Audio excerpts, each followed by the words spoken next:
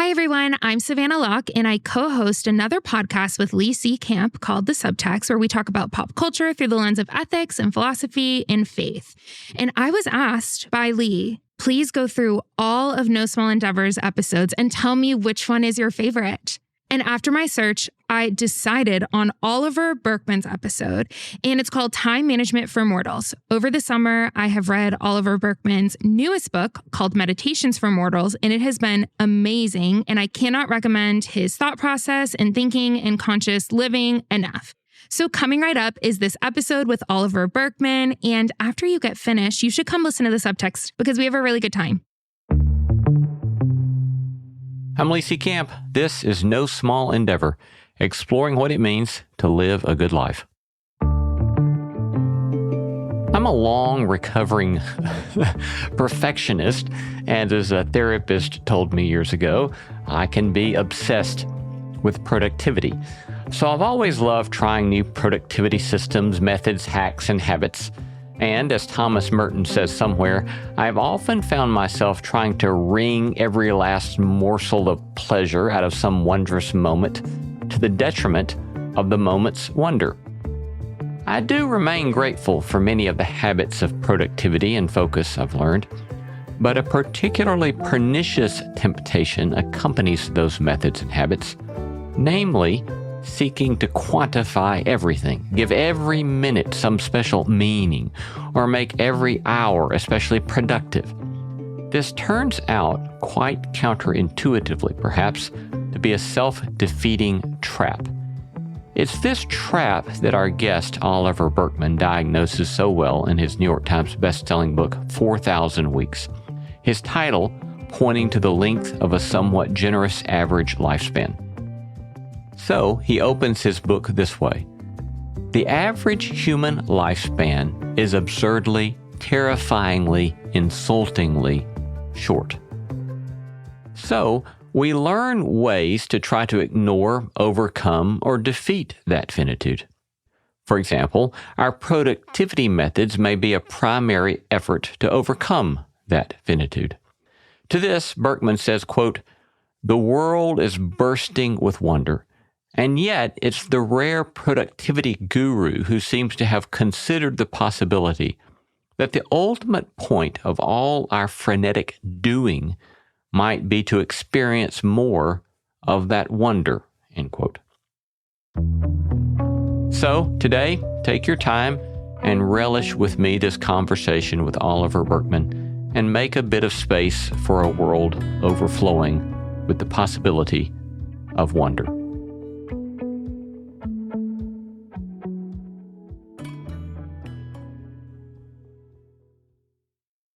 Hey friends, Lee here. If you enjoy our conversations at the intersection of faith, purpose, and living well, then I have the perfect podcast recommendation for you, With and For, hosted by Dr. Pam King. With and For's latest season brings together psychology and spiritual wisdom in a way that feels thoughtful, grounded, deeply human, and it's hosted by my friend Dr. Pam King, a developmental psychologist and ordained minister who offers practical guidance towards a life of thriving. I'd recommend starting with their episode featuring Parker J. Palmer, world-renowned writer, speaker, activist, Quaker elder who focuses on issues in education, spirituality, and social change. A moving and instructive conversation. Can't recommend it enough. Also, check out With and For's special summer series of wisdom practices. Released each Monday, they're short exercises shared by guests that will become a toolkit for thriving. Consider them your experiment in becoming more fully alive. So go ahead, follow With and For, hosted by Dr. Pam King, wherever you're listening now. The new LinkedIn Hiring Pro can't undo your last hire. The human postponer. They were the master of one phrase. I'll circle back on that. But 3 months later, you were the one doing all their work and wondering how big that circle is. But LinkedIn Hiring Pro can take the hiring load off your plate by automating the hiring busy work from the initial job post to scheduling interviews. Hire right the first time with LinkedIn Hiring Pro. Post a free job today at linkedin.com/quality. Energía baja, falta de concentración, niebla mental. You might be dehydrated. Gatorade Zero Powders han sido diseñados científicamente para ayudarte a mejorar el balance de hidratación en el cuerpo. Hechos con la mezcla número 1 de electrolitos sin colores ni sabores artificiales. Shop now online or at retailers nationwide. Gatorade hydrates better than water. Is it in you? Signos de dehidratación leve y moderada. Consulta a tu médico si los síntomas persisten. Oliver Burkeman is the author of the New York Times bestseller 4,000 Weeks, which we'll be discussing today. He's also the author of other books, including The Antidote, Happiness for People Who Cannot Stand Positive Thinking. For years, he wrote a popular column for The Guardian entitled, This Column Will Change Your Life. In his email newsletter, The Imperfectionist, he writes about productivity, mortality, the power of limits, and building a meaningful life in an age of distraction. And he lives now in the North York Moors. Welcome, Oliver. Thank you very much for inviting me. Hi. It's a delight to have you. I love your book, and I think one of the reasons I love your book is that you confess being a sort of productivity geek, and I too confess to that. And you and me both, for example, getting rather obsessed with people like David Allen's book, Getting Things Done. How do you get to this current book from being obsessed with productivity? Well, I think it's a pretty straightforward journey, really. It's the kind of journey where you come to the end of a trail and then you need something else, right? I think what happened was that I had explored kind of every productivity technique, read every book. I was writing a column, as you mentioned, for the Guardian newspaper. One of the things I got to do was to try out all sorts of different systems for trying to get in control of my time. And I think there's actually that phenomenon, isn't there, where it's precisely because you do get to try everything out and none of it brings the kind of salvation that you were looking for, just to get immediately theological here. It's precisely because you do get to do that you sort of can have maybe some new, fresh thoughts or a different perspective that I'm trying to communicate in this book. If I hadn't gone all the way down that rabbit hole, I might still be here thinking that, next week I was going to find the perfect system. And there is a little part of me that still hopes that next week I'll find the perfect system. But yeah. Yeah.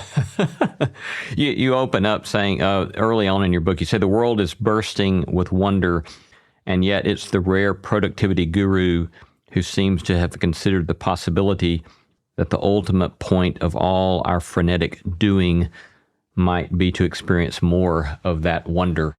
So is it simply for you that sort of getting to this sort of frustration? You got a lot done, but in getting a lot done, you weren't getting more important things done? Yeah, I mean, that's definitely one of the symptoms, right? One of the things that happens if you really put a lot of effort and discipline into becoming more efficient at processing your tasks, or so I discovered anyway, was that you get really, really good at doing the least important things. And you also discover that because the supply of those tasks is effectively, infinite for us in this era anyway, you don't get to the end of them. So all those plans for kind of getting on top of one's email, for example, just lead to the sense that you're answering far more email, getting far more email, because that's what happens if you reply to a lot more email, and absolutely not getting anywhere closer to what it was that you thought you were chasing. And I think another part of this, we can come to it later maybe, but I think another part of this is that I think a lot of us, certainly me in those days, feel a very strong desire to kind of, get on top of, be in control of our time. It's that sort of desire to somehow dominate, not necessarily dominate anybody else, but to, be in the driver's seat of our lives, I suppose, in a way that firstly doesn't work for all sorts of reasons, but secondly does have the effect of kind of squelching out the wonder and the awe and the joy.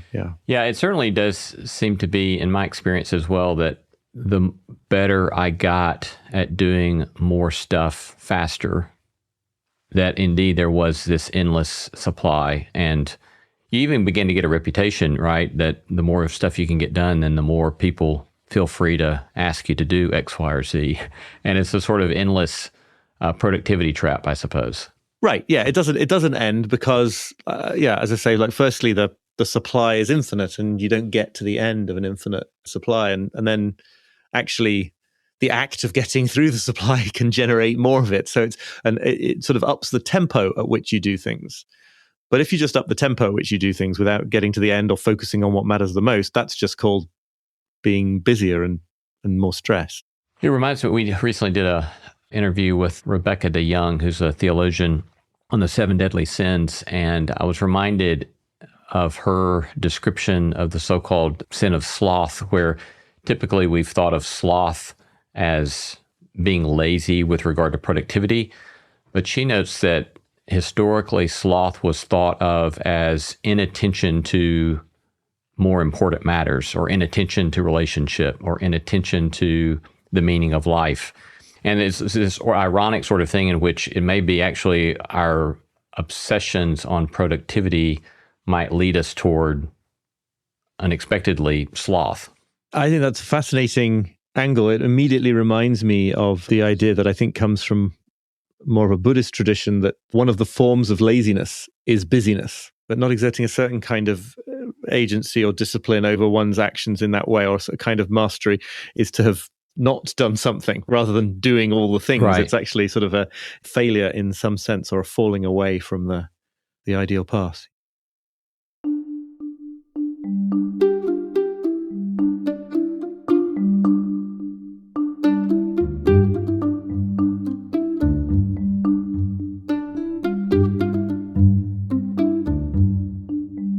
So early in the book, you make the argument that we in the contemporary world think of time in ways quite different than, say, a medieval peasant might have thought about time. So can you describe that difference for us?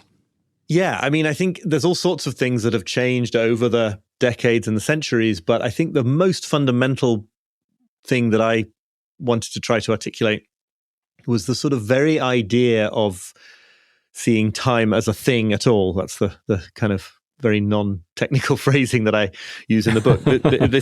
This sense we have today that there is me, and then there is my time, and it's some sort of resource that I have to use, or it is a little mental timeline that's always ticking along beside me and I'm trying to keep up with it, or it's something that I need to maximize the value of.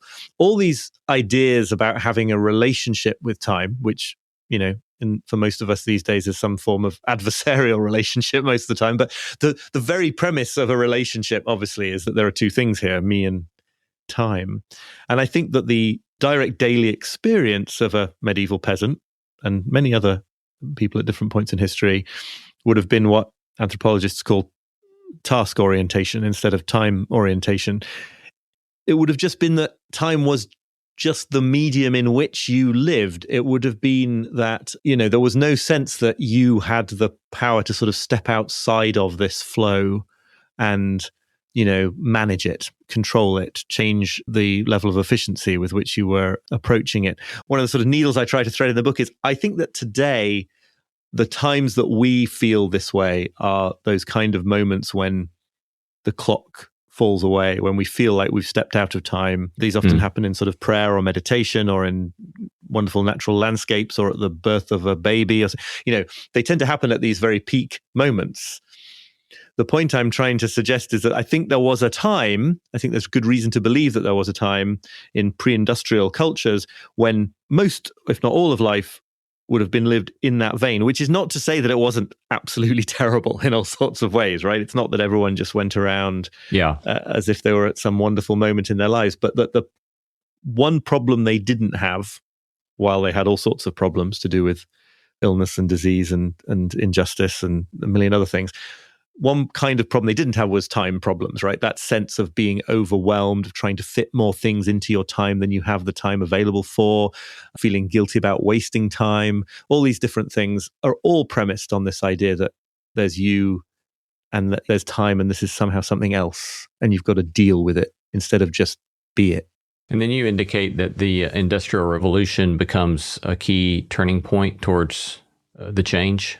Yeah, absolutely. I think that, you know, that it's very hard to sort of unpick causality directions here, and I don't really even try. But there's very obviously lots about the Industrial Revolution that requires a kind of third-person, objective, agreed-upon idea of time. You can't coordinate shifts in factories or transportation networks. Without that, you get the spread of, actually starting before the Industrial Revolution, you get the spread of public clocks and, the idea that you might see the time when you were out in the market square or something. It wouldn't be the same time as at the next village over. That wasn't until sort of the railroads did the biggest job of synchronizing those. But there was nonetheless this idea of, time other than just the flow of life. And yeah, I think that all gets much, much more pronounced as a result of industrialization. I think there are other reasons why it's become even more sort of acute just in the last few decades, because of certain kinds of agreed upon boundaries between work and non-work and leisure and the Sabbath versus working days, and all these things were obviously persisted far, far beyond the 19th century. But yeah, I think industrialization was a big part of it. Talk to us more about what you see as other contributing factors to the exacerbation of this. You even use the language, I think, of seeing it as a social contagion. So what are some of those other factors that contribute to this sort of frenetic instrumentalization of time? Well, these days, it's always hard to unpick the role of kind of economic forces and political forces versus technological ones. It does, and as I say, I don't actually, in this book, at the stages of the book that you're talking about, I'm more trying to paint a picture of how it is rather than claim that I know who or what's to blame. But I think, digital technology is a really fascinating case here, because digital technology really just supercharges all of these things. It provides us with these absolutely unprecedented capacities to do things in an unlimited way, or less limited way, I should say, both in terms of the number of messages we can send, the distance we can send them in no time at all, the information we can access about events happening thousands of miles away. But of course, while that seems to hold out the promise that, okay, at last we could get on top of our stuff and answer all the emails and know about all the things we wanted to know about happening in the news, pretty obviously it does two things at once, right? It allows us to take in a lot more of the world and to exert more control over the world, at the same time as it massively, massively extends the amount of the world that we even know about, that we even hear about. So email is, it's a great way to answer lots of messages fast, but you wouldn't get so many messages if it wasn't for email, right? So there's this constant back and forth between, well, as I put it in the book, I think, technology promises to help us get on top of everything, but it never works in the end, because it always is expanding the size of the everything that we're trying to get on top of. Yeah, that reminds me of a book written by a Quaker, I think it was the 1930s, entitled A Testament of Devotion. The author is Thomas Kelly. The book is entitled A Testament of Devotion, and it was actually first published in 1941. So I suppose he was writing in the late 1930s. See the show notes for more info. But I remember he has this passage where he's talking about mass media, and he makes the claim that the human was not designed, created, didn't have the capacity to deal with the onslaught of information foisted upon the human by mass media. And of course, that's the 1930s. Right, right. So when you think about that, how much that's changed in the last 90 years, which of course I think is precisely segues into at least what I see as one of your fundamental arguments that you're making in the book, and namely that we refuse to accept finitude, or that our struggle with our finitude is causing us deep anxiety. And that's one of the reasons that we're so drawn toward this sort of frenetic pace, or this frenetic desire for productivity. So talk to us then about that major move in your book, about this call to an acceptance of our finitude or acceptance of our limitation. Sure, yeah. It happened for me through sort of a personal experience of this, right? And it was for me through all this productivity nonsense. It happens. I think, the struggle with finitude is pretty universal. The articulation of it through being a productivity geek is just one flavor of it. But, I think something that's going in the back of the mind of many people obsessed with productivity is the idea that one day they will get to a place where they're sort of emotionally invincible and they can handle any bit of work that's thrown at them, and it's all completely smooth sailing. And yet, of course, being vulnerable in relationships and not being able to do everything that is asked of you and having to make tough choices about what you're going to do. These are just built in. They're just structured into our situation. And so as I began to look through this lens, I found more and more contexts where it seems clear to me, but also, echoed in the work of many philosophers and psychotherapists and psychoanalysts and all sorts of people, that so much of what we do that adds to our suffering and gets in the way of our living the most meaningful lives we could it seems to have its roots in this idea of like not wanting to feel fully what it's like to be finite in all the ways that we are.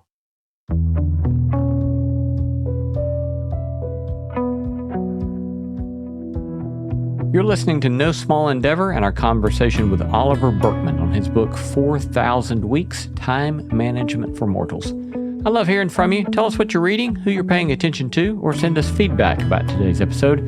You can reach me at lee@nosmallendeavor.com. You can get show notes for this episode in your podcast app or wherever you listen. These include links to resources mentioned in the episode, a PDF of my interview notes, and a full transcript. We'd be delighted if you'd tell your friends about No Small Endeavor and invite them to join us on the podcast because it helps extend the reach of the beauty, truth, and goodness we're seeking to sow in the world. Coming up, more from Oliver Burkeman about what might make for a good life in the age of distraction. Hey friends, Lee here. If you enjoy our conversations at the intersection of faith, purpose, and living well, then I have the perfect podcast recommendation for you, With and For, hosted by Dr. Pam King. With and For's latest season brings together psychology and spiritual wisdom in a way that feels thoughtful, grounded, deeply human, and it's hosted by my friend Dr. Pam King, a developmental psychologist and ordained minister who offers practical guidance towards a life of thriving.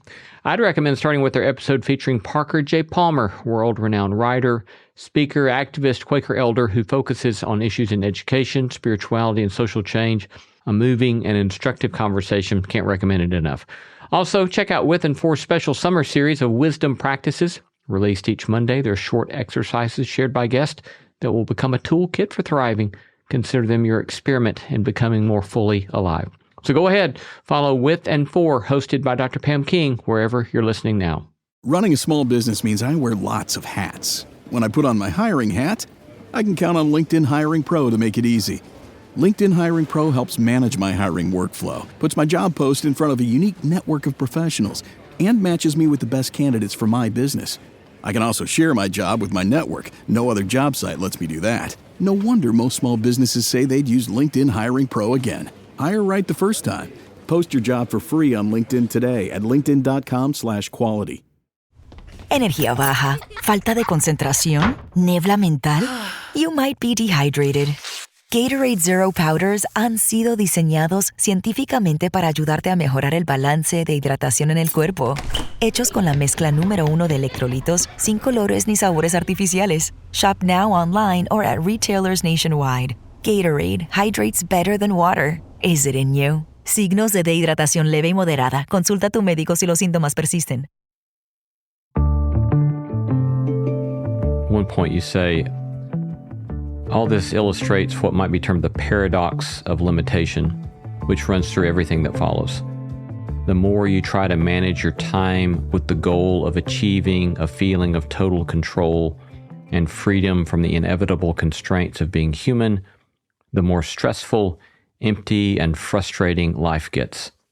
But the more you confront the facts of finitude instead, and work with them rather than against them, the more productive, meaningful, and joyful life becomes. I wonder what sort of criticism, I guess, or naysaying have you received in response to that kind of claim? That's a great question. Obviously, it's in the nature of this business that you mainly get commentary from people who resonate and respond positively because the other ones don't contact you. And, some people who do, I will get to the actual criticisms, but some people who have appreciated the book use words like they find it confronting. I think there's an element of what I'm doing here, which is in a hopefully witty and approachable way, dumping a bucket of cold water over the reader's head in certain ways. And hoping, I think this is important to show that actually the end result of that is peace of mind and relaxation. It's not a kind of like life is so short, so you better stress out massively trying to force meaningful activity into every second.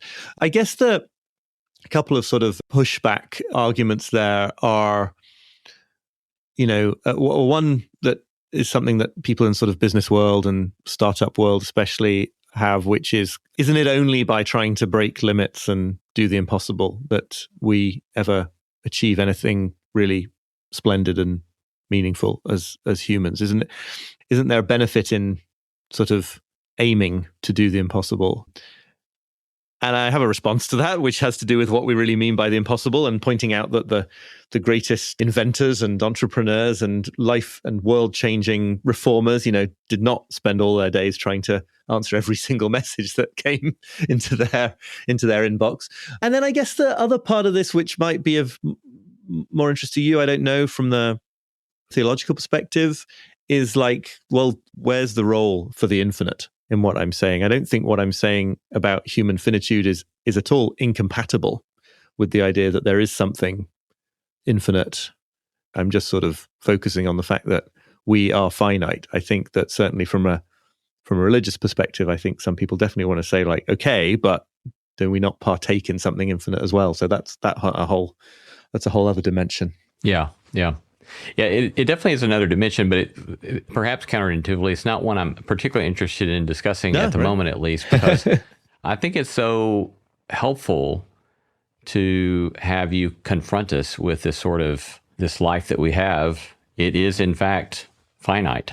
And I was thinking, for example, as you were describing that, Thomas Merton, the famous 20th century monk, Catholic writer, has one passage in one of his meditation books where he talks about the immensely frustrated person who is trying to wring every last bit of perfection out of every moment that he lives. And, it's like, I thought, well, that's what Oliver's saying, right? It's that we get to this point of exasperation, being unable to live life well, when we have this sort of perfectionistic instrumentalization or obsessive focus on productivity with every moment. Yes, but I don't know that particular Merton line, and I'm fascinated by that because you're right. I'm making the same critique, but one interesting response to the book, or maybe more to the title, because some people sort of read the title and realize the 4,000 weeks is a reference to the average human lifespan, and then sort of freak out. One of the ways you can go with this is that, life is short, and therefore you have to wring something really, really, really stupendous out of every moment. And there is a kind of a modern version of that kind of carpe diem philosophy that I find personally just incredibly stressful. It's like, oh no, I've got to do this as well. Come on. I'm just trying to stay on top of things here. I always think of that as sort of the conclusion you'd get if you sort of went halfway with what I'm saying here, because hidden inside that desire to kind of live the most stupendous life is a kind of backdoor quest to overcome the human situation, right? There's a kind of a backdoor way of saying, well, maybe I can't live forever, but I can do things in the limited time I have that are so stupendous that it's almost a proxy for living forever somehow.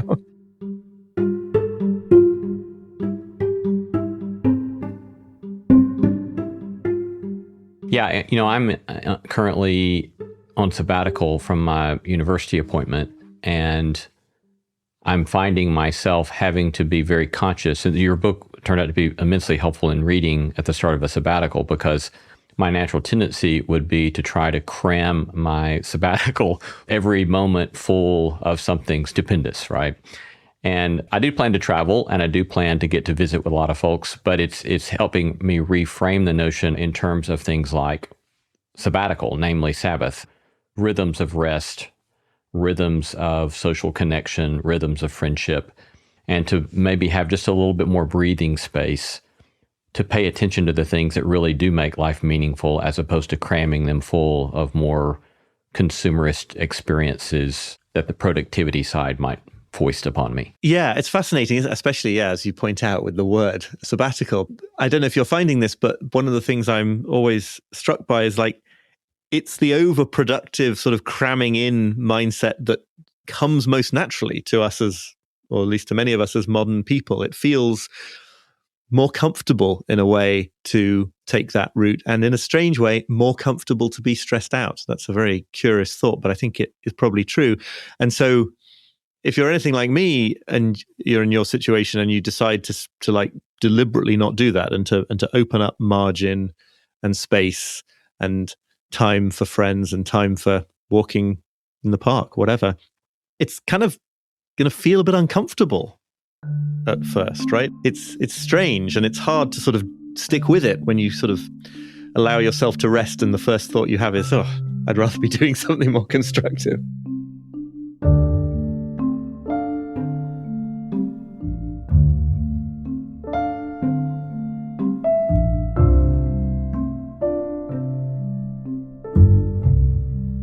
I know that you've written a previous book on perfectionism, which I've not had the opportunity to read, but it seems like that sort of notion certainly fits into kind of some of what we're describing at this moment, sort of, in my mind, again, a perfectionism about wringing the most out of every moment. But how do you see your work on perfectionism relating to this conversation?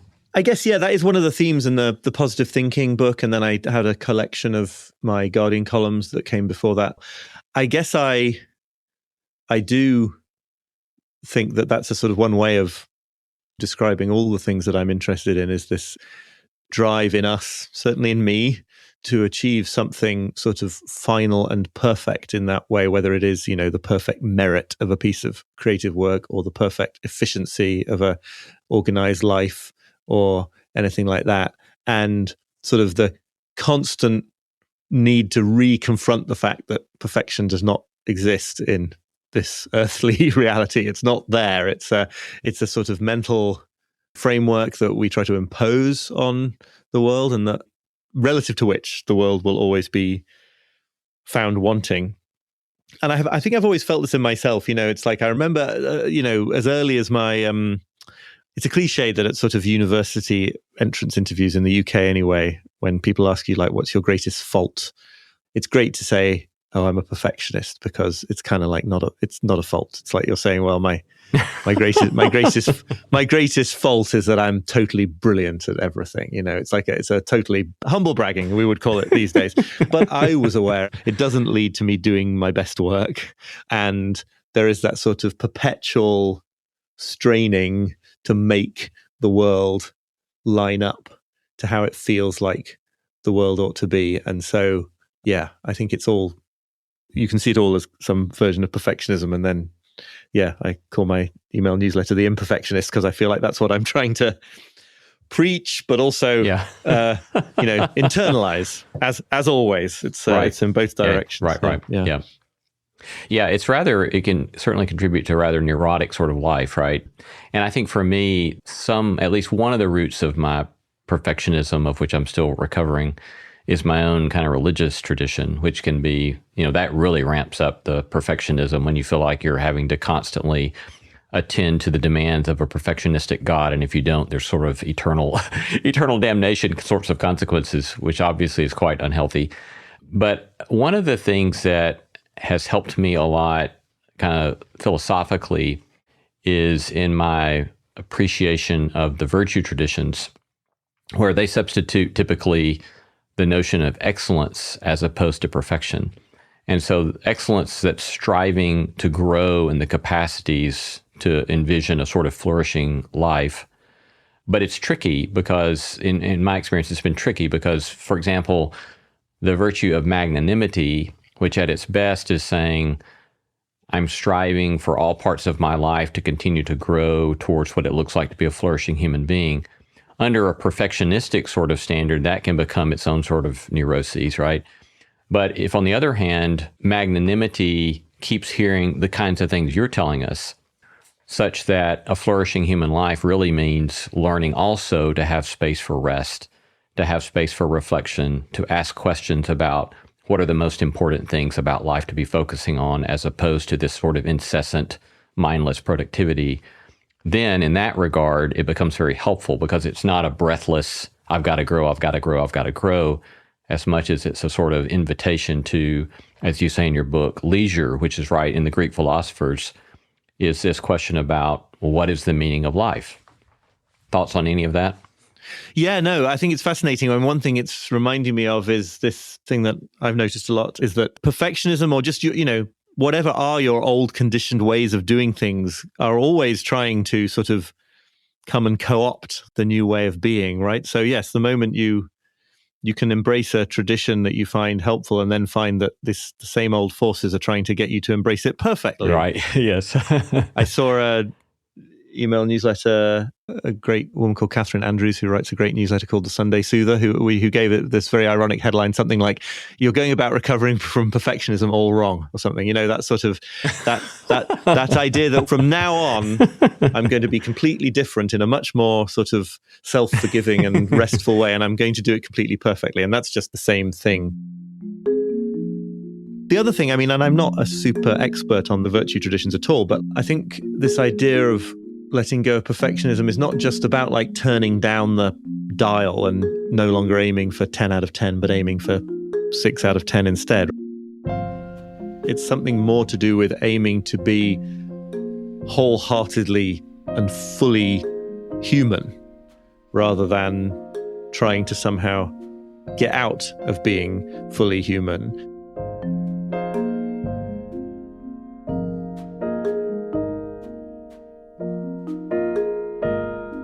So I want to kind of turn towards the latter part of your book with sort of constructive possibilities in dealing with the problem that you've described there.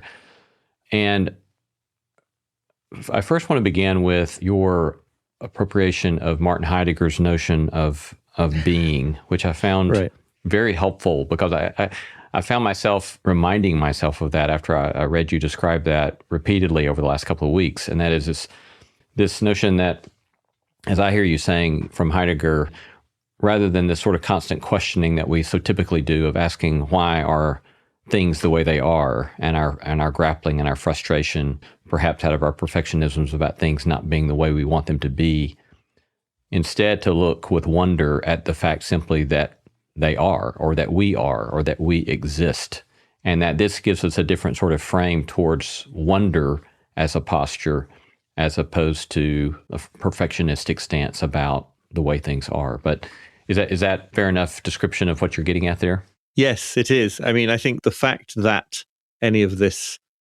is, if you train your attention on that for a moment, is the sort of direct path to some kind of wonder, right? Because when I step out of the house where we're living now in the very, very beautiful part of the countryside which has no light pollution and see the stars, like then it's very easy to feel awe and wonder, because it is this sort of extraordinary sight and an extraordinary environment to be a part of. But actually, there's nothing non-extraordinary about sitting on the subway or going to the grocery store. Like what, from the perspective of the idea that any of this is at all, it's possible to be really filled with astonishment by that. And I mentioned very briefly in the book an anecdote told to me by somebody else who lost a close friend sort of unexpectedly young, and found himself after that experience of bereavement asking like what his friend would have given to experience the things he was experiencing, even if those things were waiting in a long traffic jam or being on hold to a annoying customer service line or something. It's all these things that life is full of are sort of not pleasant in terms of their substance, but the fact that you are doing them and that death could take them away puts a different spin on it all. Yes. Yeah, I think I was sitting in a favorite tap room when I read that passage in your book, and I found myself then just sitting for a while looking around at the people in the room and considering how amazing it is, right? That I exist, that they exist, that we get to enjoy the craft of beer together in this room, and the wonder of life. It's a beautiful, very practical gift, I think, that you give us with that of learning to look with wonder and the reminder to do that.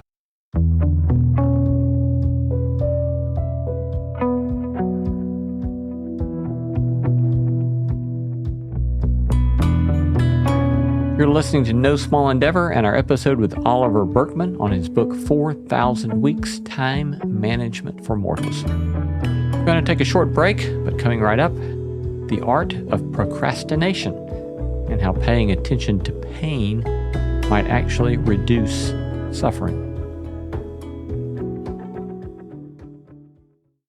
Hey friends, Lee here. If you enjoy our conversations at the intersection of faith, purpose, and living well, then I have the perfect podcast recommendation for you, With and For, hosted by Dr. Pam King. With and For's latest season brings together psychology and spiritual wisdom in a way that feels thoughtful, grounded, deeply human, and it's hosted by my friend Dr. Pam King, a developmental psychologist and ordained minister who offers practical guidance towards a life of thriving. I'd recommend starting with their episode featuring Parker J. Palmer, world-renowned writer, speaker, activist, Quaker elder who focuses on issues in education, spirituality, and social change. A moving and instructive conversation. Can't recommend it enough. Also, check out With and For's special summer series of wisdom practices. Released each Monday, they're short exercises shared by guests that will become a toolkit for thriving. Consider them your experiment in becoming more fully alive. So go ahead, follow With and For, hosted by Dr. Pam King, wherever you're listening now. Here's your report. Oh, thanks, Jane. I wish I could hire someone just like you. Try LinkedIn Hiring Pro. It's more than a job board. It's like the recruiter you always wished you had. Hiring Pro uses real-time insights to match your role to LinkedIn's unique network of professionals and delivers a short list of best fit candidates. You'll spend less time sorting applicants and more time talking to the right people. Let's do it. You're irreplaceable, Jane, but another you would be great. Hire right the first time. Post your job for free on LinkedIn today at linkedin.com/quality. Energía baja, falta de concentración, niebla mental. You might be dehydrated. Gatorade Zero Powders han sido diseñados científicamente para ayudarte a mejorar el balance de hidratación en el cuerpo. Hechos con la mezcla número 1 de electrolitos sin colores ni sabores artificiales. Shop now online or at retailers nationwide. Gatorade hydrates better than water. Is it in you? Signos de dehidratación leve y moderada. Consulta a tu médico si los síntomas persisten. Another sort of practice that you suggest is the art of creative neglect and or getting better at procrastinating. So talk to us about either one of those. Yeah, I mean, that pretty much amount to the different angles on the same thing. I mean, I think all the way through this book and other stuff I do, I'm much less kind of trying to say, why don't you do things this way? And much more trying to say, like, this is how things are. And so there's something really empowering and freeing and meaningful about stepping into a full awareness of that, or a little bit closer to a full awareness of it anyway, which is also a Heidegger related thing. But so this idea of creative neglect or getting better at procrastinating is just to say it is a fact about our situation that there will just always be vastly many, perhaps arguably infinitely many more meaningful uses for any period of time, an hour, a week, your whole life, than you'll be able to do in the time that you have. So it will always be the case that, you know, huge amounts of potentially legitimate and fulfilling and wondrous uses for your time are being sort of abandoned. Every decision we make at every moment of life is a waving goodbye to countless other alternatives. And I'm just pointing to ways, I think, of sort of approaching that situation a bit more consciously instead of what we generally do, which is to try to sort of build structures of belief or indeed productivity systems that allow us to go on thinking that we don't have to make these tough choices, and to sort of let yourself fall into the reality of those tough choices and that fact that everything is a trade-off and everything carries an opportunity cost. At that point, you can start to make slightly wiser choices about what matters the most to you. Because, you know, in the extreme case, if you are a proponent of some productivity system that makes you believe there's going to be time to do everything, then you're going to choose to do all sorts of things that don't really matter to you enough to spend your precious time on them, because after all, you're going to get everything done. So what's the loss? And so, yeah, I think that's just the idea I'm trying to get at there. And this idea of becoming a better procrastinator, which that phrasing originates with a writer called Greg Kretsch. And he sort of makes the point that, we're always procrastinating on almost everything at any moment. If procrastination means not making progress on something meaningful. So really seeing that as an art form and saying, well, every moment is going to be saying a no to almost everything. So how can I do that in the most graceful and wisest way? It makes it a little bit more approachable than eliminating procrastination entirely, which is, a rather tougher call. Yeah. Yeah. And I read it as not an invitation to carelessness as much as quite the opposite, right? An invitation to paying attention to what we are paying attention to. And I did find the repeated surfacing of the notion of attention that comes throughout your book very important, which has been a topic that's been discussed in interesting ways in theology here in the last couple of decades. For example, the language one well-known American theologian, Jamie Smith, has popularized of, you are what you love. That is, you are what you give your attention to. And you have this beautiful line from the Catholic poet Mary Oliver, who says, attention is the beginning of devotion. So talk to us a little bit more about this notion of attention. Well, I guess it's the central way of talking about our finite time, how it is just a question of what we pay attention to. And people talk about attention being a finite resource, especially in the modern sort of attention economy, where it's a resource that various companies want to monetize. But that always seems to me to slightly underplay how central it is. It's not really something we use to live our lives so much as it just is our lives. And if you never pay attention to a given relationship in your life at all, could you really be said to have that relationship in your life at all? Likewise, if you have a certain problem that you literally never think about, it would be difficult to say that it was really a problem for you. So that idea from Mary Oliver that you have to attend to things in order to care about them at all, and the fact that our attention is finite, not only because our lives are finite, but in any one moment we can only really pay attention to, depending on how you read the neuroscience, but basically to one thing at a time. It just goes to the core of all this, and it becomes very clear, at least to me, how sort of casually I had treated my own attention, and how there's a serious sort of responsibility to sort of think about what is happening to my attention and do what I can to steward it well. Yeah. You tell a story in this vein about Steve Young, a young man who wanted to be a Buddhist monk. Sure. He's better known these days as Shinzen Young. He's a sort of celebrated teacher of meditation from a very sort of, really quite a sort of secular scientific perspective these days. Long and the short of it is, he was obliged in the mountains of Japan to undergo this purification ritual where 3 times a day through the winter he had to dump icy water from a cistern onto his naked body. And first, this just seems like some sort of terrible form of torture. Why are they making me do this just to become a monk? But he writes about gradually learning that the more attention he paid to the sensations, the less suffering there was.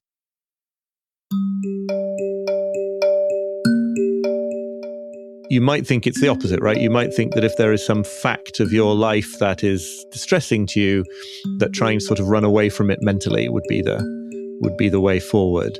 And that, he found, was associated with more suffering.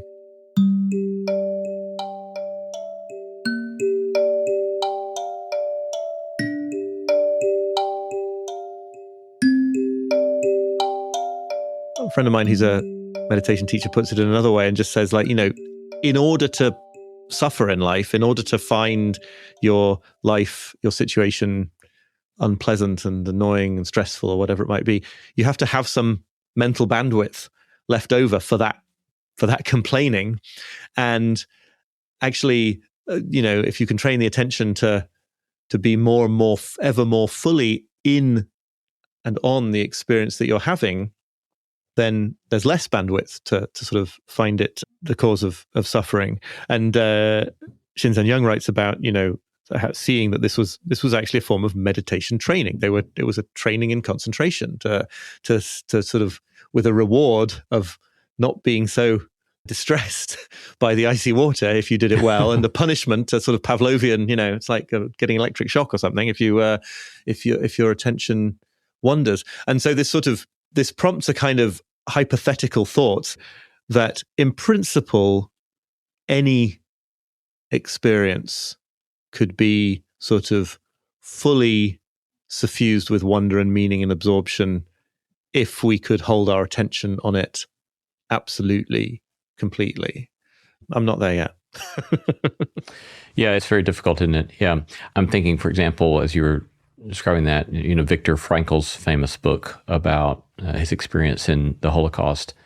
I don't know what sort of approach you were describing would say about what I'm about to say, but in my mind, it's helpful for me conceptually to draw a distinction between a given social condition that I would want to describe as horrific or evil, while on the other hand, drawing the category of an individual or a group of people choosing how they're going to respond or the particular attention that they're going to give to it. This fascinating notion that by paying attention to, in this case, the Buddhist monk in training, to the pain of the cold water exposure, it's fascinating to think about giving more attention to that suffering or to that pain reduces the suffering. I just find that remarkable. Of course, I also find it fascinating because years ago I started doing cold water exposure myself with cold showers, and it's been fascinating the ways I've learned about my own mind and my own thinking through that sort of process. Yeah.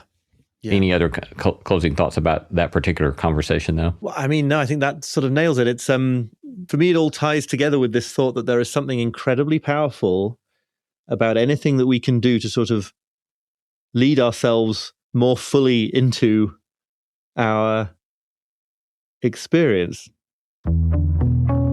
It's like this notion that stepping fully into the experience of being human is something we sort of can't afford to do because it will be too awful, is repeatedly belied by experience. Yeah. We've been talking to Oliver Burkeman from his home there in England. Oliver is the author of the New York Times bestseller 4,000 Weeks. Oliver, thanks so much. It's been a delight to talk to you, and thank you for the moving and immensely helpful book. Thank you. I really enjoyed this conversation.